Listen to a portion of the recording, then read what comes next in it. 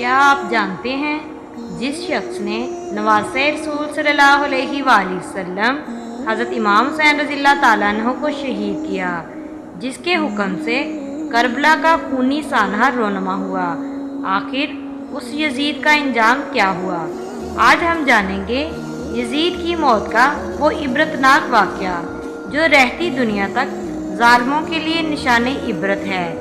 یزید نے 61 ہجری میں واقعہ کربلا کے ذریعے نہ صرف امام حسین رضی اللہ تعالیٰ عنہ اور ان کے خاندان کو شہید کیا، بلکہ اہل بیت کی عظمت اور رسول اللہ صلی اللہ علیہ وآلہ وسلم کی تعلیمات کو روندنے کی کوشش کی۔ مگر یاد رکھو، ظلم زیادہ دیر نہیں رکتا۔ کربلا کے بعد یزید نے کچھ دن فتوحات کی کوشش کی، لیکن دل کا سکون چھن چکا تھا۔ ہر وقت ڈر، خوف اور بے چینی نے اسے گھیر رکھا تھا۔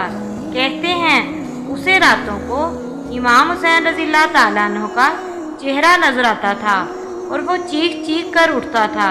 یزید کا جسم بیمار ہونے لگا، چہرہ بگڑ گیا، کھانے پینے سے بے رغبت ہو گیا، وہ نفسیاتی بیماری کا شکار ہو گیا۔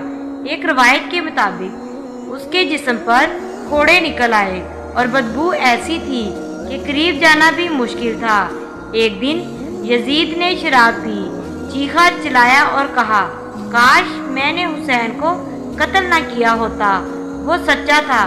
یہ کہہ کر زمین پر گرا اور مر گیا۔ نہ کفن ملا، نہ جنازے کا احترام ہوا۔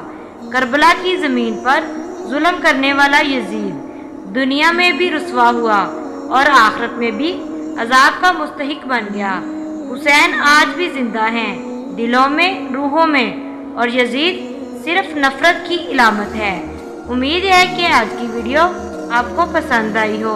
ویڈیو پسند آئی ہو تو ویڈیو کو لائک اور شیئر ضرور کریں اور بیل آئیکن ضرور پریس کریں تاکہ ہر نئی آنے والی ویڈیو کا نوٹیفیکیشن آپ کو بر وقت مل سکے۔ اس طرح کی اسلامی ویڈیوز دیکھنے کے لیے ہمارے چینل اسلامک ہسٹری MB کو ضرور سبسکرائب کر لیں اور کمنٹس میں ضرور بتائیں کہ آپ کس ٹاپک پر ویڈیو سننا پسند کریں گے۔ جزاک اللہ۔